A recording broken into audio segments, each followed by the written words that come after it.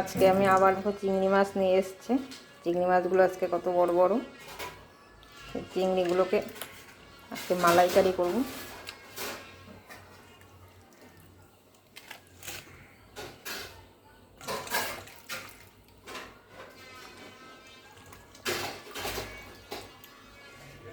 চিংড়ি মাছগুলো কাটতে হবে, না কাটতে গেলে ভেতরে কিছু ঢুকবে না। দু টুকরো করে নেব আমি চিংড়িগুলোকে।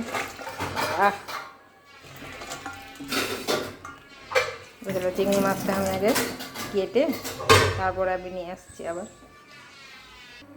কড়াইয়ের তেল গরম হয়ে গেছে। মাছগুলোকে আমি দু টুকরো করে নিয়েছি, নাহলে এত বড় মাছ ভেতরে কিচ্ছু ঢুকবে না।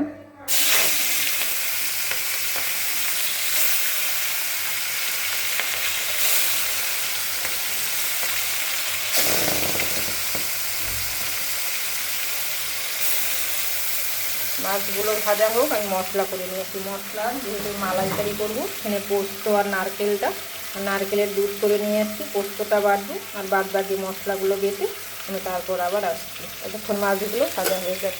আর মাছগুলো খুব বেশি ভাজবো না, হালকা করে ভেজে উঠিয়ে নেব। মাছগুলো ভেজে সব উঠিয়ে নিয়েছি। এখন সেই তেলের মধ্যে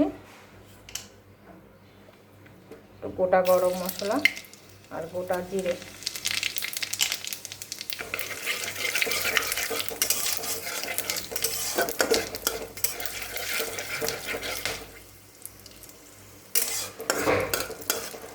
ফোড়নটা থেকে সুন্দর গন্ধ বেরোলে তারপরে এখানে আমি দিয়ে দিব আদা বাটা আর জিরে বাটা আর হলো লঙ্কা বাটা।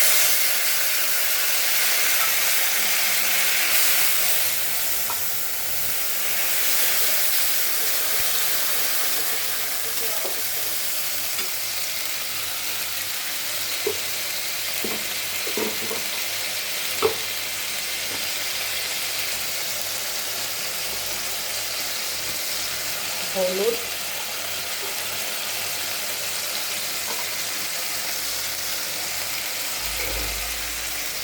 লবণ,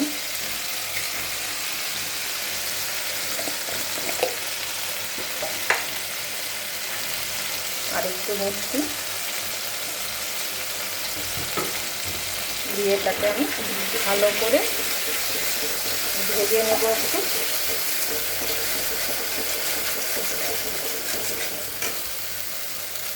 মশলা থেকে পুরো তেল ছেড়ে দিয়েছে, মশলাগুলো কিন্তু ভাজা হয়ে গেছে।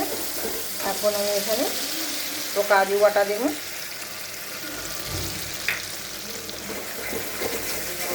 কাজু বাটা দিয়ে আর একটুখানি ভেজে এগুলো দিয়ে দিই, বেশি করে খাবে।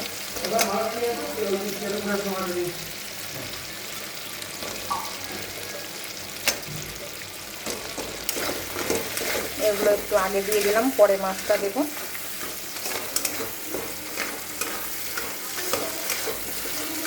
দিয়ে আর একটু ভাজা হোক, আমি এদিকে নারকেলের দুধটা নিয়ে আসি।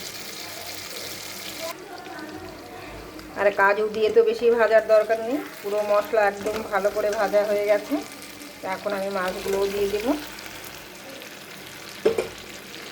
দিয়ে এখানে আমি নারকেলের দুধটা দিয়ে দিচ্ছি।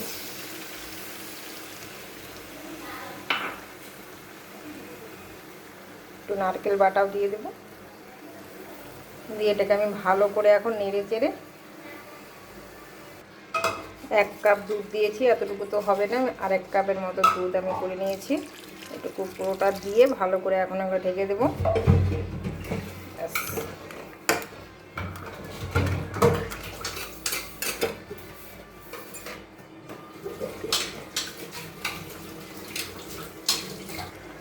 সাইড থেকে পুরো তেল ছেড়ে দিয়েছে, মাছটা কিন্তু হয়ে গেছে।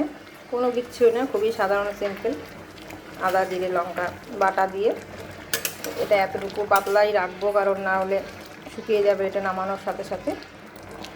কালারটাও খুব সুন্দর এসছে, কিন্তু ভিডিওতে আসছে না কালারটা। আর পাগুলো দিয়ে দিলাম, কারণ পাগুলো আমাদের খায় তো, ওই জন্য ওগুলো বসে বসে চিবেবে পাগুলো, সেই জন্যই পাগুলোও দেওয়া। আমি এখন এটাকে নামিয়ে নেব। একদম লবণ মিষ্টি সব চেক করা আছে, সব একদম পারফেক্ট হয়ে গেছে।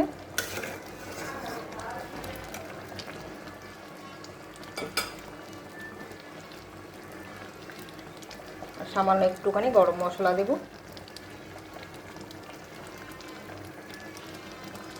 ব্যাস হয়ে গেছে আমার মাছটা। এই যে নামিয়ে নিয়েছি আমি চিংড়ি মাছের মালাইকারিটা। একদমই ঘরোয়া পদ্ধতিতে আমি তৈরি করি, কোনো কিছু বেশি কোনো মশলা ছাড়াই। তো তোমরা কীরকম করে মালাইকারি করো আমার কমেন্ট করে বলবে। আর আমার ভিডিওগুলো ভালো লাগলে আমার পেজটাকে ফলো করে রাখবে। আর ইউটিউব চ্যানেল থেকে দেখলে সাবস্ক্রাইব করে আমার পাশে থাকবে। আপনারা সবাই সুস্থ থাকবেন, ভালো থাকবেন। আমি আজকে এখানেই শেষ করছি। নমস্কার।